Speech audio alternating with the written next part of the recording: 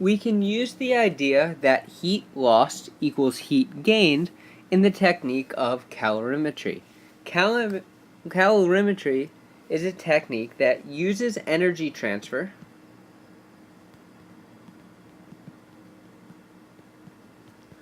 in order to determine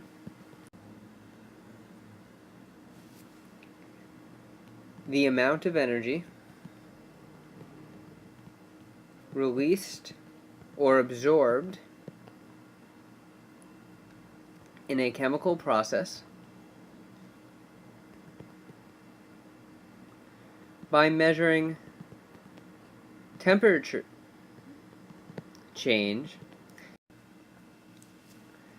in another substance in thermal contact with a known specific heat. This technique can also be used to determine the specific heat of an unknown substance. Now let's look at what a calorimeter actually looks like. This diagram shows the setup of a calorimeter. And a calorimeter is the device that we use in order to do this technique of calorimetry. The one that I'm showing here is called a bomb calorimeter. This is something that you would find in an analytical chemistry lab when you really need to know precisely what the specific heat is of an unknown or how much energy is released or absorbed by a reaction. In class we'll use a much simpler version, but they both have the same basic parts. The first thing we have is this container, the calorimeter itself. This is very insulated, meaning it does not let heat travel outside. So heat cannot be transferred from the inside to the outside. Which is good because we only want heat to transfer to and from the water. The water serves as our known substance. We know the specific heat of water is 4.184 joules per gram degree Celsius. Inside here we have maybe our reactants or maybe some hot piece of metal. And in this case it's an ignition, so we're going to start a combustion reaction, but we could also just drop the hot sample in there. And when we start the reaction, either heat is released. So if heat is released, it moves from the sample out to the water, and the temperature of the water goes up. If the reaction or process instead absorbs heat, if it goes in, then the temperature of the water will go down. So this, we have to have a thermometer into the water, and in this way we can get the temperature change that is caused by this reaction. We also have a stir to make sure that the water is heated evenly. Now, how do we take the temperature change of the water and convert that into energy or a specific heat? Well, it comes back to that equation that we saw before. Q lost equals the negative of Q gained. Now we know that Q, heat, equals the specific heat times the mass times the change in temperature of the object.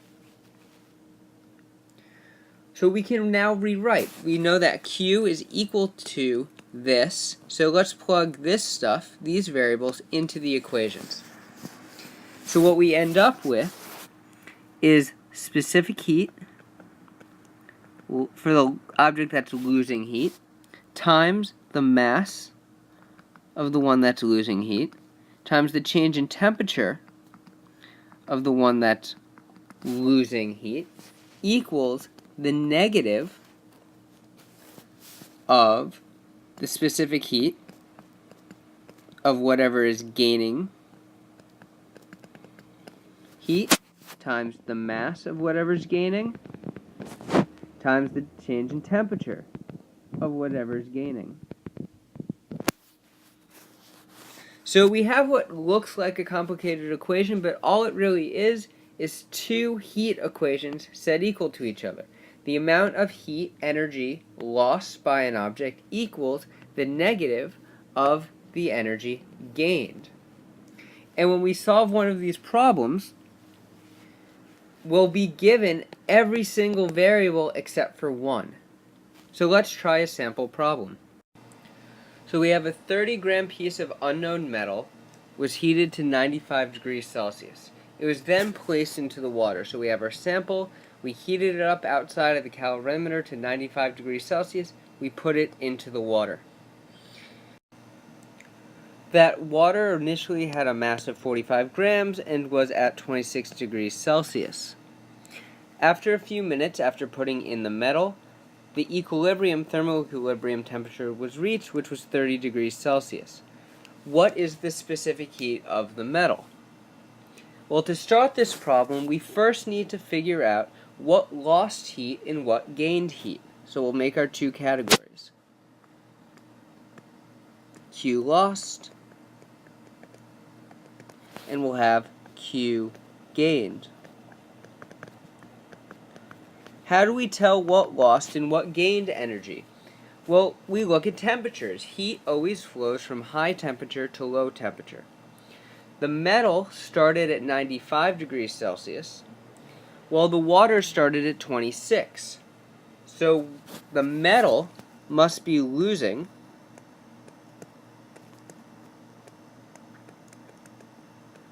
energy, and the water must be gaining energy because heat flows from high temperature to low temperature.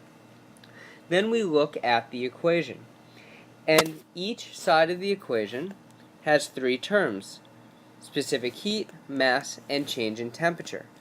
So we'll make a list of those. So we have the specific heat for the metal, we have the mass of the metal, and then instead of writing delta T, I'm going to write T final, T initial, and delta T.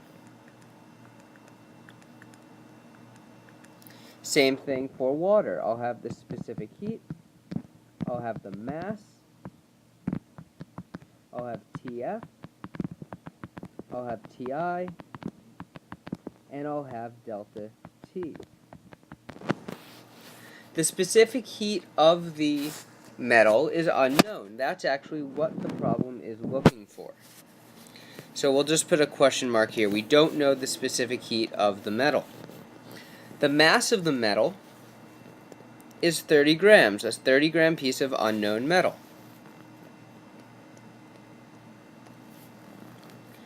The final temperature for the metal is the equilibrium temperature.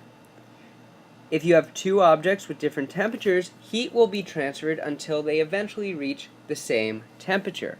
This is why all the food in your refrigerator is all the same temperature, or all the items in your room are all the same temperature, room temperature. They reach thermal equilibrium. So the final temperature of the metal will be 30 degrees Celsius.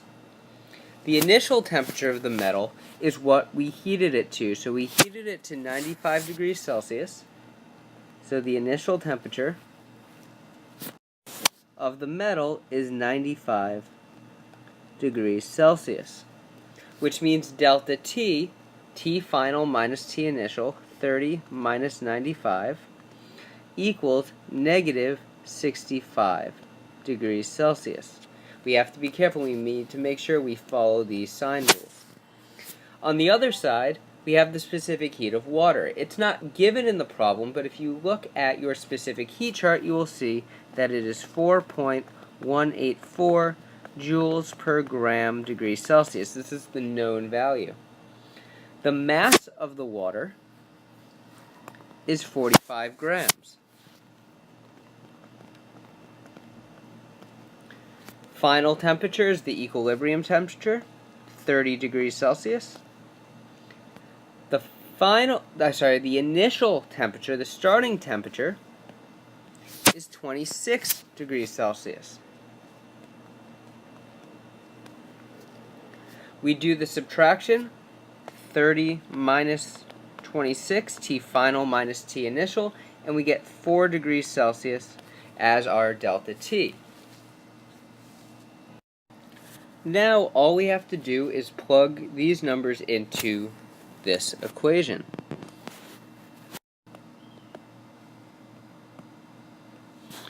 So we don't know the specific heat that was lost or of the metal, so we'll leave that as CSP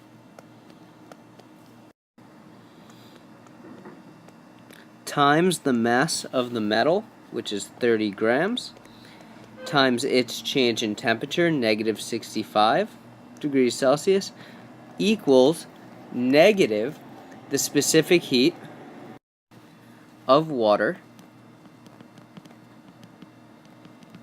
times the mass of water